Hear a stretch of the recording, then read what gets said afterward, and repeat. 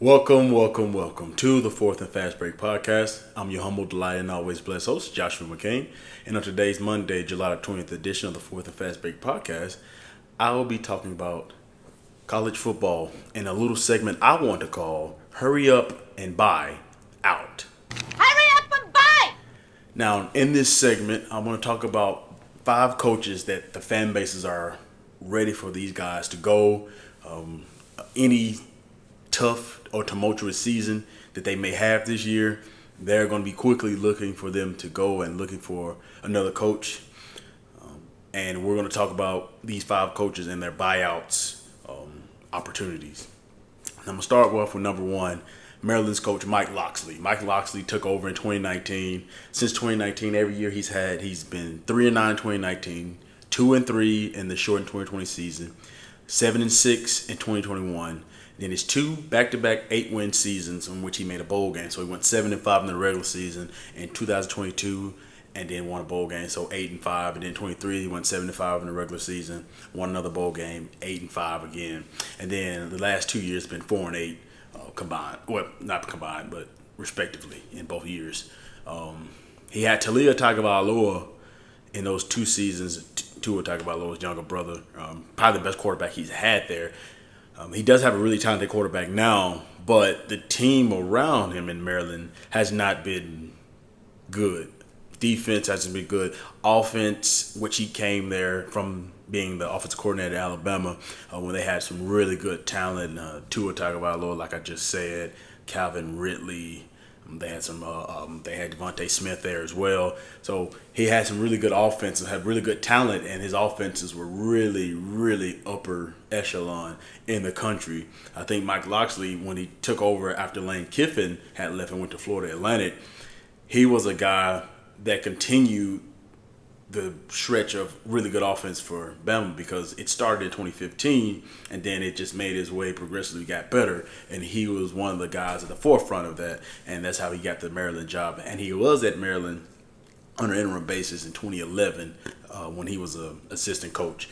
But Mike Locksley, his buyout is $13.4 million, which as a fan, you're saying, oh, that's not that much. It's not as much as some of the other guys on this list. So you say, oh, well, we can get rid of him. But you go 4-8 the last 2 years at a program where in 22 you beat NC State in the bowl game.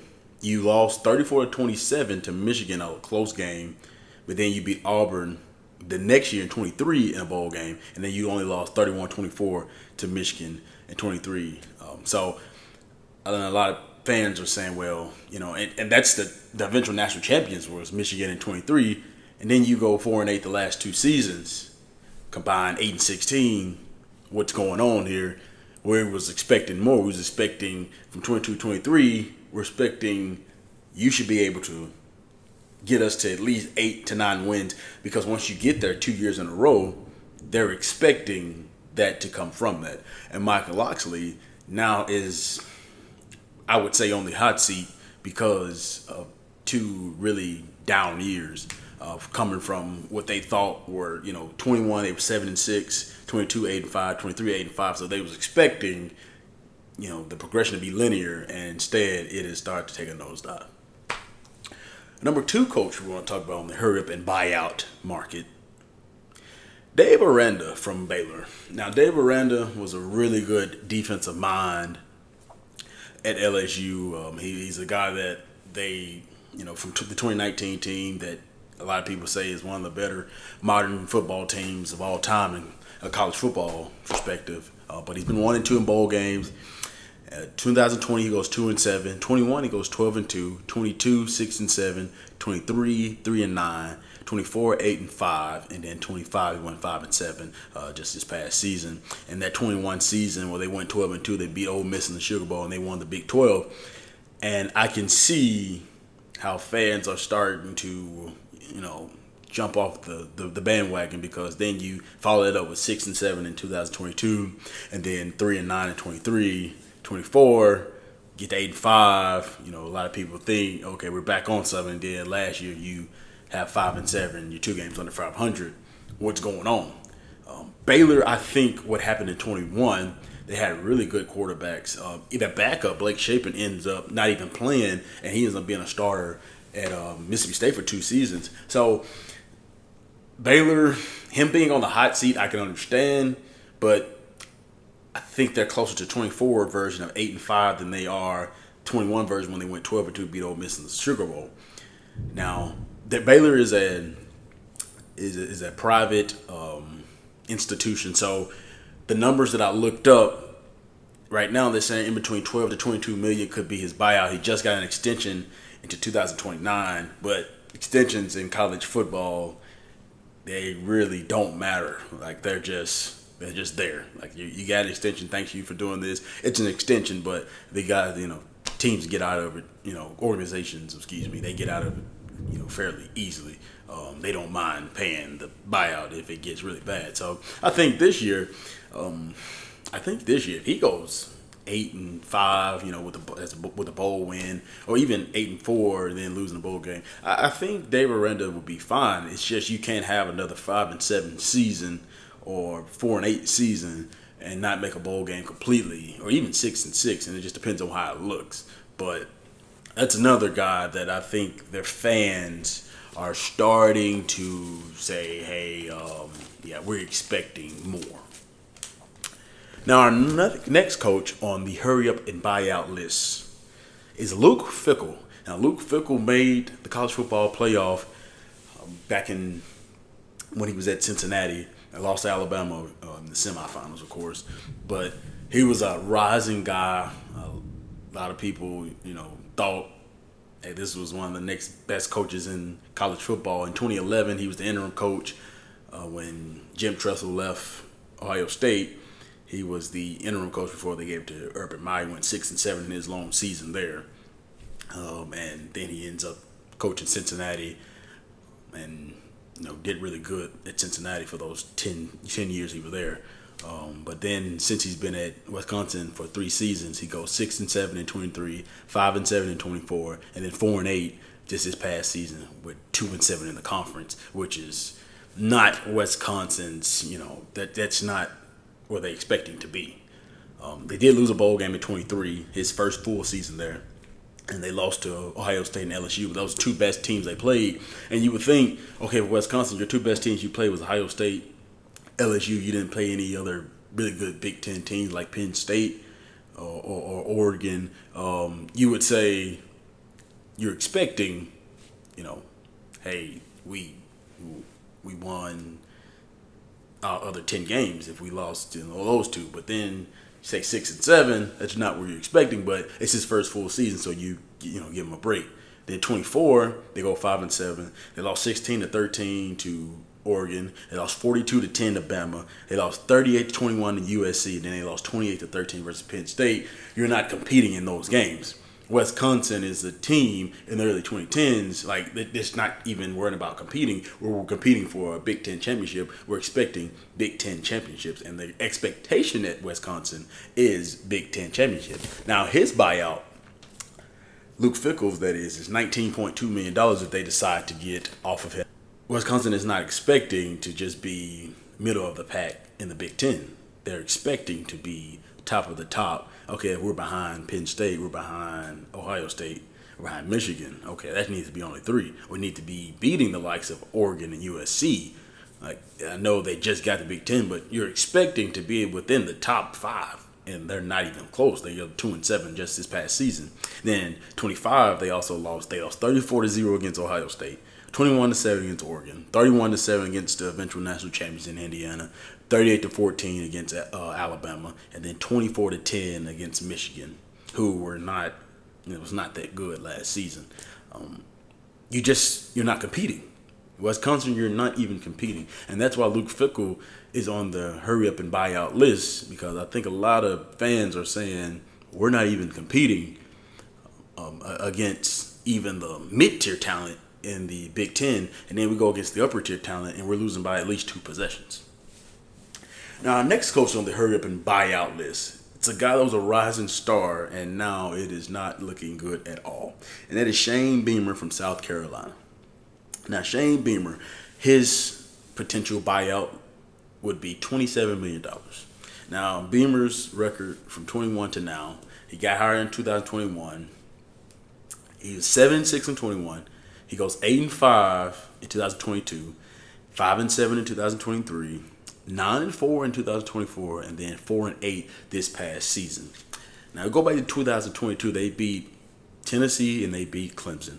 Tennessee was looking to go to the playoff and they beat them. Clemson was looking to go to the playoff and they beat them. And they beat them 2 out of 3 weeks. Now, a lot of people said, okay, going into 23, they was expecting bigger things. Spencer Rattler was, going into his second year in the system.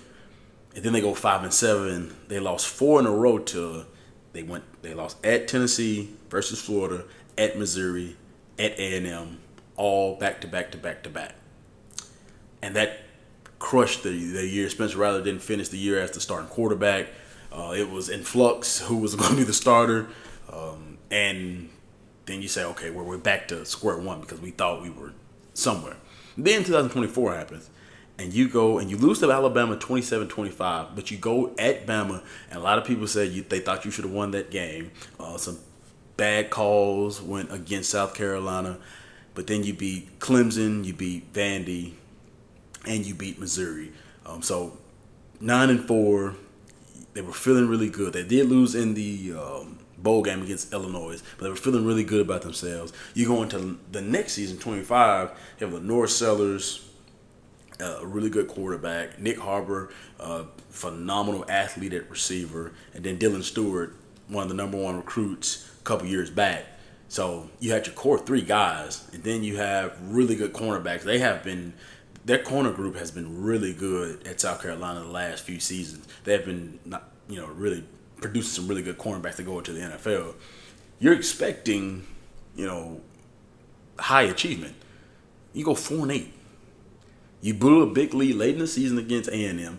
That wouldn't have got you anywhere, but you would at least went 5-7. But it was so many games last season where they just looked like they were not coached well. And there was a thing called Beamer ball. A lot of, and that had to do with a lot of going forward on 4th down, some trick 'em, dick 'em special teams, fake punts, passing it, running it, whatever it is on special teams, even in kicks. So they lost a lot of luster last season, and now they're going into this year with Lenore Sellers at quarterback. He's considered the top 10 at least quarterback in the country. Nick Harbor at receiver, he's considered a top 10 receiver in the country. And Dylan Stewart, he's considered a top 10 defensive player in the country. You have 3 guys considered top 10 at their positions. That you're starting off with that. And then you have the rest of your team who are really good guys. You can't go 4-8. You can't go 5-7, and you can't go 6-6. If those 3 numbers were to happen, this is easily you're getting fired. And right now South Carolina fans are fine with buying Shane Beamer out.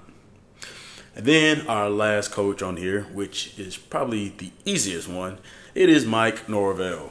And Mike Norvell has a $51 million buyout clause in his contract. Now, Mike Norvell had really good success at Memphis, ends up winning the AAC before he leaves. Memphis was, at his time there, a really good team, really good offense, really well coached. He was a really good coach at Memphis, and he still, from the years he had been a really good coach at Florida State. He started in 2020, in the shortened season he goes 3-6. 21 they go 5-7. In 2022 they go 10-3. At 23 they go 13-1. 24 they go 2-10, and then 25 they go 5-7. Now, that 21 season, they lost 41-38 in the opening game versus Notre Dame, which was a really resilient game. And a lot of people say, okay, keep your eyes out for Florida State because I think they're finding something. And then they turn around and lose to Jacksonville State.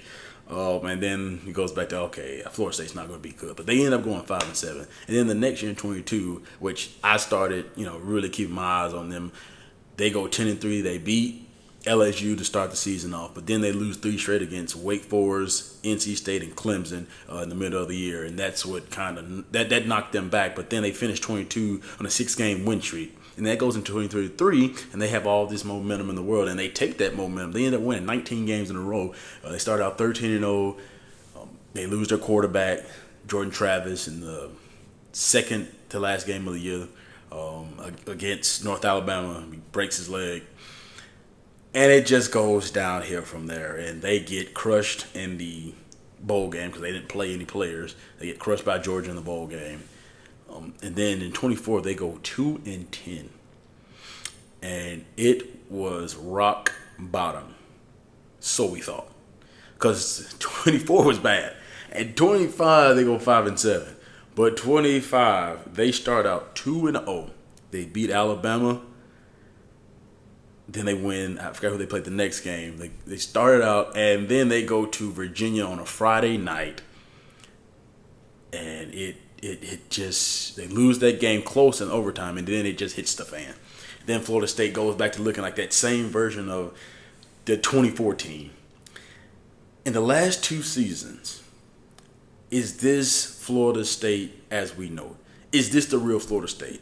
Is 2023 and 2022 are those anomalies where they go combined 13-4? All those anomalies? Because I'm starting to believe it might be. They don't look well coached anymore. They have talent. They just don't look well coached.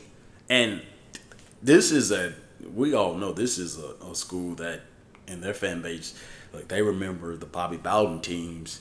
Even in the times where it was getting the late Bobby Bowden teams, they still looked like they were well coached. They just didn't have the talent that other teams were starting to get in the state alone, that being Florida. So, the Florida Gators, of course, in the state of Florida. But this team just doesn't even look well coached anymore. Like, was the talent outweighing the coaching in 22 and 23? And I'm starting to believe it was.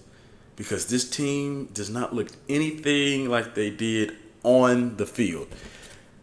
Is it the quarterback situation? We know it was Castellanos last season. Or is it the coaching? They're going to have a new quarterback this season, but they're going to have the same coach. So that is all for my hurry up and buy out segment. Thank you for listening. I will be back Wednesday for another episode. Until then, take care of yourselves and each other.